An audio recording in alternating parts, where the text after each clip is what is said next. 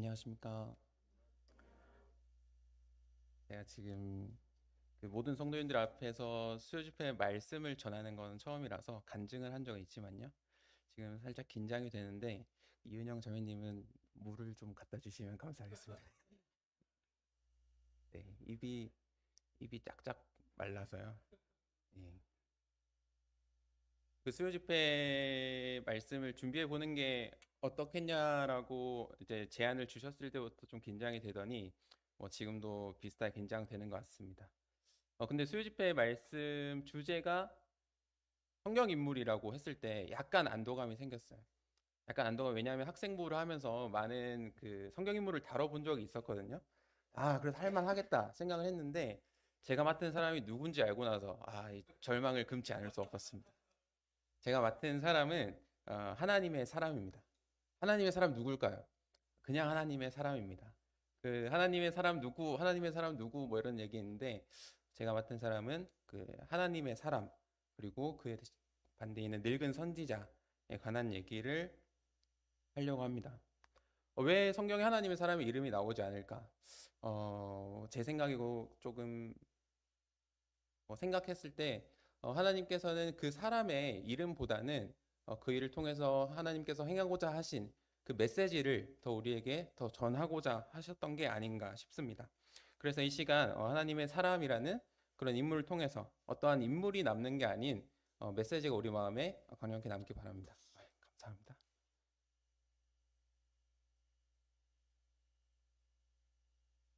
PPT 안 되죠? 네, PPT를 만들었는데 PPT는 안 되면 안 되는 대로 사용하도록 하겠습니다. 네, 오늘 본문에 들어가기 앞서 지난 시간에 배웠던 내용을 살짝 복습해 볼 필요성이 있을 것 같습니다. 지난 시간에 저희는 여로보암 왕에 대해서 배웠습니다. 여로보암 왕이 하나님께서 새롭게 세우신 왕이 되어서 북이스라엘을 통치하는 그런 왕이었습니다. 근데 여로보암 왕은 하나님께서 세우신 왕이었음에도 불구하고 그에게는 한 가지 걱정이 있었습니다. 걱정은 이스라엘 백성들이 때마다 절기마다 성전 예루살렘에 있는 성전에 가서 제사를 드렸어야 됐기 때문에 그 이스라엘 백성들이 남유다에 있는 성전에 가서 제사를 드리러 갔다가 그 성전에서 남유다의 마음이 뺏겨버리면 어떡하지? 하는 걱정이 있었습니다. 그래서 그 여로보암 왕은 베델과 단 지역에 금송아지 제단을 만들어서 이스라엘 백성이 예루살렘으로 가지 않아도 되게 했습니다. 너희 백성들 예루살렘 갈 필요 없어. 왜냐하면 내가 이렇게 멋있는 금송아지 제단을 만들었기 때문이죠. 어떻게 보면 참 합리적인 선택이었다고 생각할 수 있을 것 같습니다.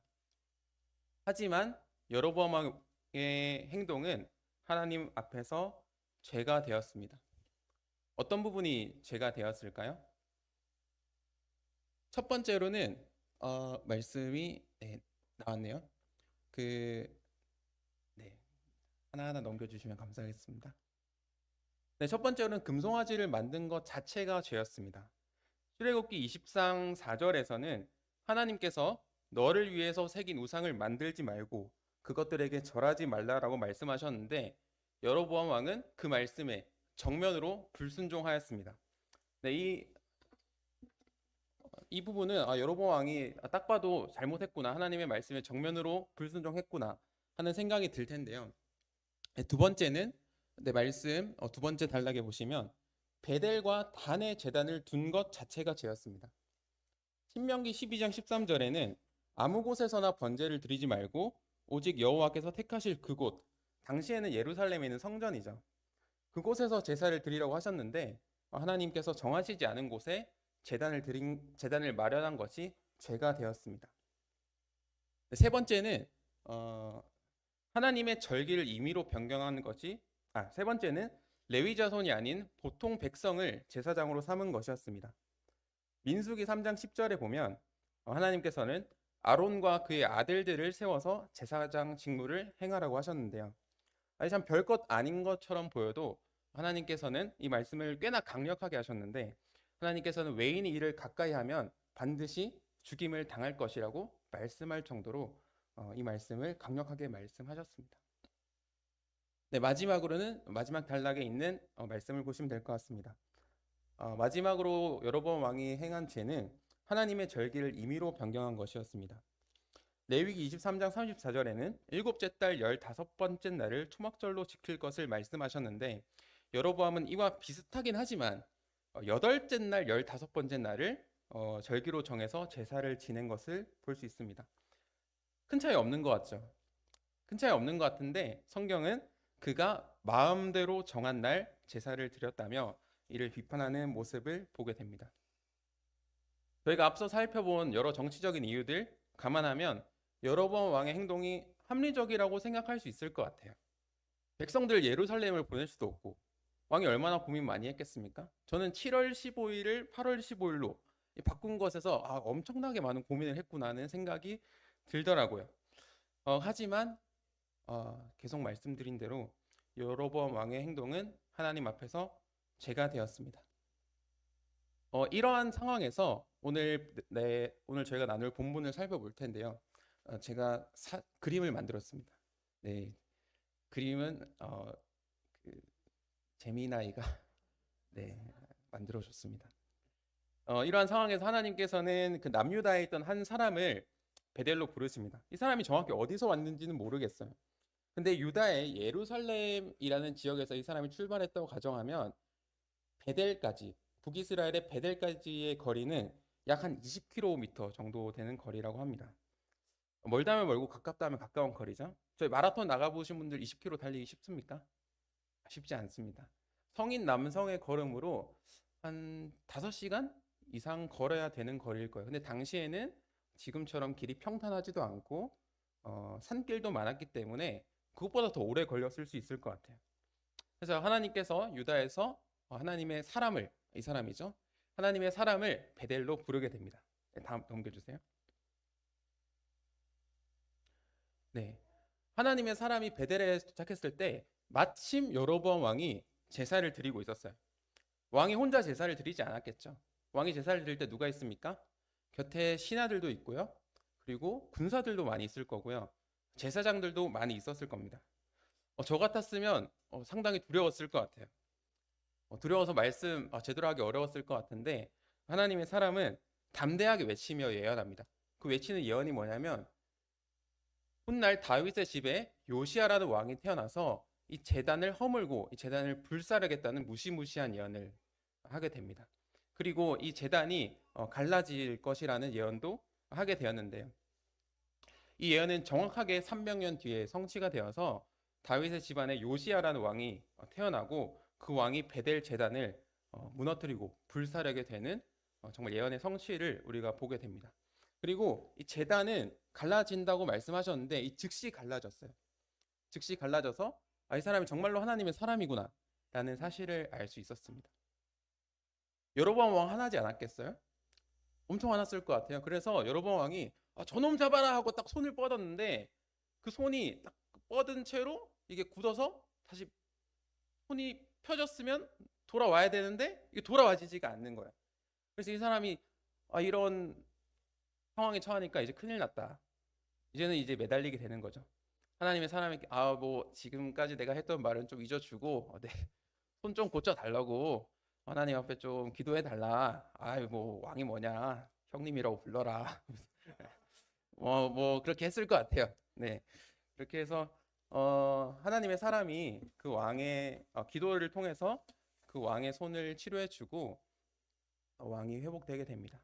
왕이 그 어떤 은혜를 입었기 때문에 가만히 있을 수 없었던 것 같아요. 그래서 그 하나님의 사람에게 우리 궁전으로 와서 쉬어라. 내가 너에게 예물을 주겠다라고 말을 하게 됩니다. 근데 하나님의 사람은 이걸 거절했어요. 왜 거절했냐면 하나님의 사람이 베델에 오기 전에 하나님으로부터 받은 분명한 말씀이 있었기 때문이에요. 그 말씀은 3가지입니다. 너는 가서 그곳에서 먹지도 말고 마시지도 말고 왔던 길로 되돌아가지 말라는 말씀이었어요. 먹지도 말고 마시지도 말고 왔던 길로 되돌아가지 말라.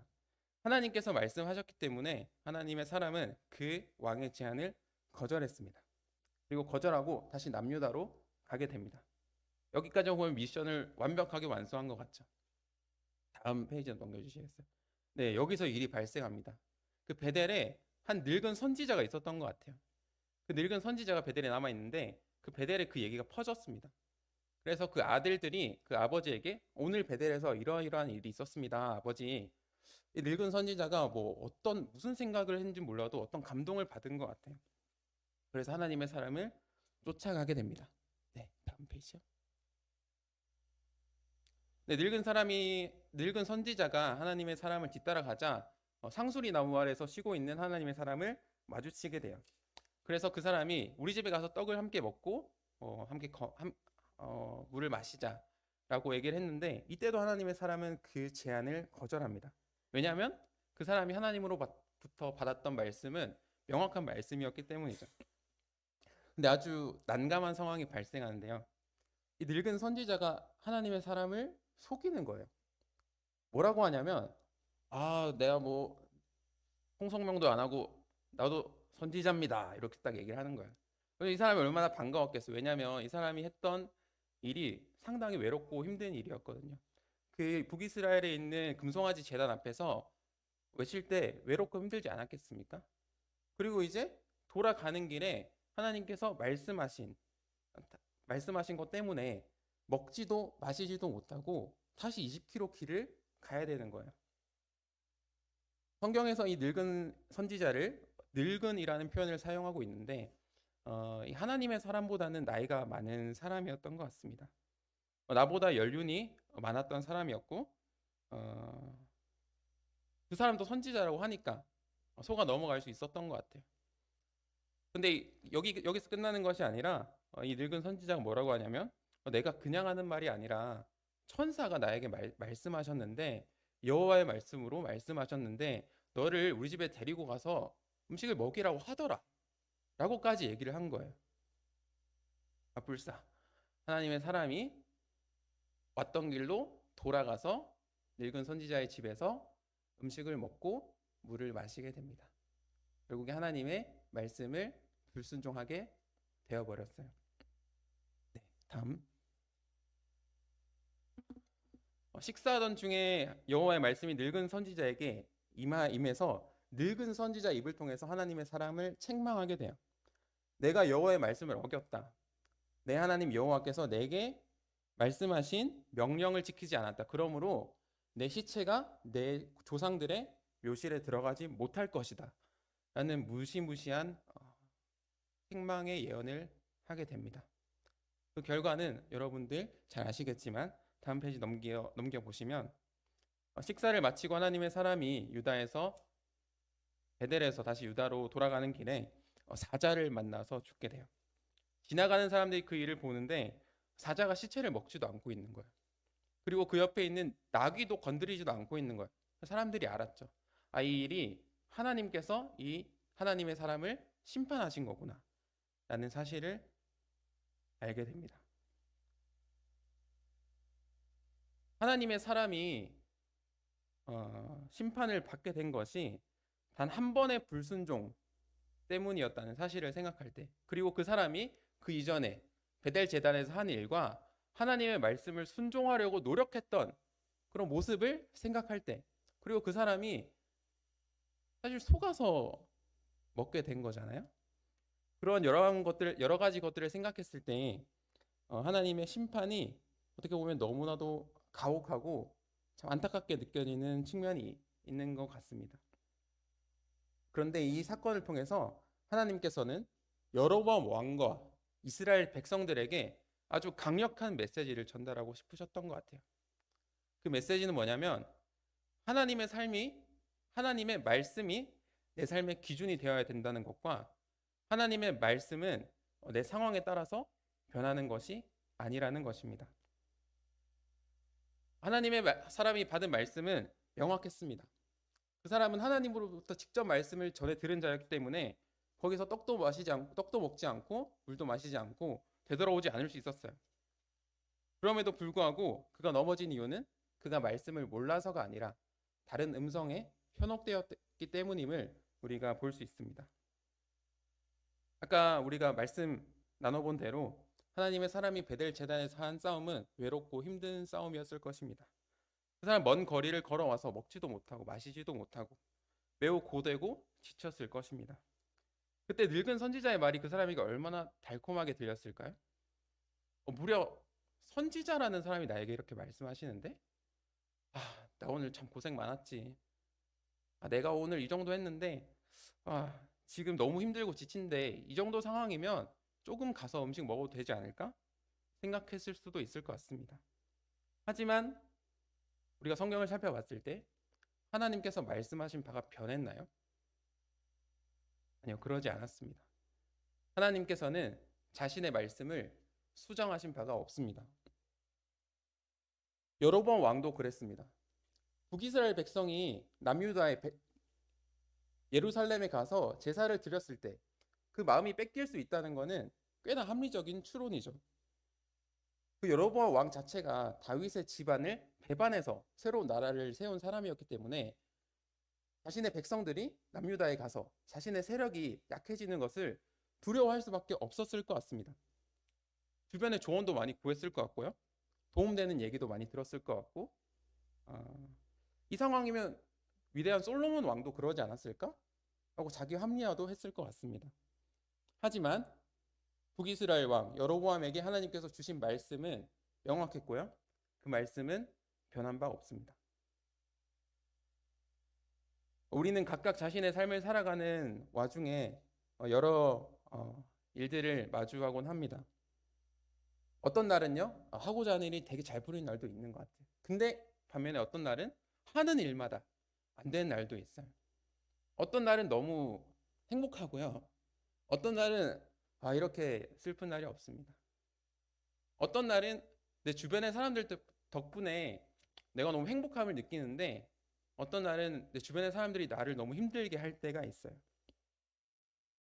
우리가 겪는 상황과 내 처지는 항상 변합니다. 그런데 우리는 그럴 때마다 하나님의 말씀을 내 삶에 맞게 조정하고 내 상황에 맞게 하나님의 말씀을 수정하려고 하는 습관이 있는 것 같습니다. 하지만 우리에게 주어진 하나님의 말씀은 상황에 따라서 변하는 것이 아닙니다. 지금은 특별한 경우니까, 나 고3인데, 나 지금 취준하고 있는데, 나 지금 너무 내 코가 속잔데 하나님도 내 상황을 이해하시겠지 라고 생각할 때가 있습니다. 하지만 말씀이 내 삶의 기준이 되지 못하고 내 선택의 기준이 말씀이 아니라 내 상황이 된다면, 말씀은 그저 참고 자료처럼요, 있으면 좋고 없어도 그만 인 정도의 역할밖에 할 수 없게 됩니다. 말씀이 내게 역사하지 않으면요, 내가 하나님과 상관없는 삶을 살 수 있음을 주의해야 합니다. 우리는 지금 시대가요, 무엇이든지 내가 선택해야 되는 시대를 살고 있는 것 같아요.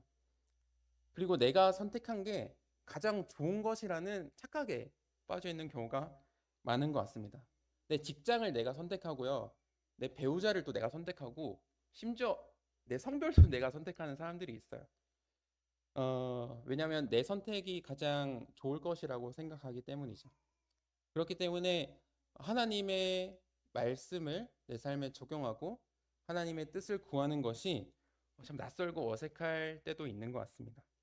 하지만 정말 그것이 최선의 선택입니까? 내 좋을 대로 결혼해서 예전보다 우리가 행복해졌습니까? 물론 저는 제가 행복하지 않다는 뜻은 아닙니다. 저는 행복하고요. 그렇다면 요즘 왜 그렇게 이혼하는 부부들이 많이 생기고 있습니까? 성경에서는 우리를 양과 같다고 표현합니다. 양과 같다. 왜 우리를 양과 같다 표현했을까요? 우리가 착해서? 우리가 너무 순해서요? 아니, 그렇지 않습니다. 양은 방향 감각이 좋지 않다고 합니다. 그래서 목자 없이 다니면 앞에 있는 풀만 쫓아가고요, 내 편한 곳으로 가는 습성이 있다고 합니다. 그렇게 앞만 보고 가다가 위험한 곳에 떨어지기도 하고, 그리고 포식자들이 많은 곳으로 가게 돼서 참 위험에 빠지는 경우가 많이 있다고 합니다. 그래서 성경이 이사야서 53장 6절에 보면, 우리는 다 양 같아서 각기 제 길로 갔거늘 이라고 말씀하고 있는 것입니다. 양이 풀을 따라 가는 게 사는 길입니까? 그렇지 않습니다. 양이 살아가는 유일한 방법은 그의 목자의 음성을 따라서 그 목자의 음성을 따라 사는 것입니다. 다시 한번 말씀드립니다. 하나님의 말씀이 내 삶의 기준이 되어야 합니다. 그리고 그 말씀은 내 상황에 맞춰서, 내 기준에 맞춰서 판단되고 수정되는 것이 아니라, 내가 처한 상황을 말씀 앞에 놓고 말씀이 내가 처한 상황을 판단하게 하는 것이 우리에게 적절하다고, 바람직하다고 말씀드릴 수 있습니다. 열왕기상에 나오는 하나님의 사람처럼 그 배고프고 힘든 상황에서, 늙은 선지자의 그런 속임과 유혹이 있는 상황에서 그가 했어야 할 유일한 질문은 바로 하나님께서 내게 무엇라 말씀하셨는가를 기억하고 물어보는 것이었습니다. 내 감정을 무시하고 내 편과 싫어하는 말씀을 드리는 게 아니에요. 두렵고 힘든 생각이 들 거고, 손해볼 것 같고 힘들 것 같고, 그럼에도 불구하고 하나님이 정하신 기준을 끝까지 놓지 않고 쫓고자 하는 신앙의 긴장을, 그러한 신앙의 싸움을 해보시기를 권해드리고 있는 것입니다. 그러기 위해서는 하나님께서 내게 뭐라고 말씀하시는지 우리가 보고 들어야 합니다. 소천하신 설명자 자매님이 생각이 났습니다. 자매님과 최근에까지 그룹 교제를 같은 조를 했었는데요. 자매님께서 자주 말씀하시던 말씀이 청년들의 큐티를 보고 싶다. 청년들이 어떻게 하나님과 교제하고 하나님께서 그들에게 어떻게 말씀하시고 역사하시는지 보고 싶다라고 말씀을 여러 번 하셨었습니다. 그 말씀이 저에게 부담이 돼서 저도 사실 올해부터 말씀 큐티를 정기적으로 하고 있는데, 말씀을 읽을 때 하나님께서 내게 무엇을 말씀하시나, 그리고 그 말씀에 순종해야겠다라는 마음으로 말씀을 읽으니 너무나도 말씀이 달고 귀하게 느껴집니다. 하나님의 말씀은 변하지 않습니다. 왜냐하면 하나님의 말씀이 진리이기 때문입니다. 하나님께서는 변함없이 우리를 사랑하시고요, 변함없이 신실하게 우리를 선한 길로 인도하시는 분입니다. 우리가 다 양 같아서 각기 제 길로 갈 때 우리의 목자 되신 예수 그리스도는 우리를 위해서 목숨을 버리셨습니다. 그 양을 위해서 목숨을 버리는, 우리 그냥 목자가 아니거든요. 예수님께서 양을 위해서 목숨을 버리는 목자의 음성을 따르며 살아가는 성도님들이 되기를 원합니다. 그럼 이상으로 말씀 마치도록 하겠습니다.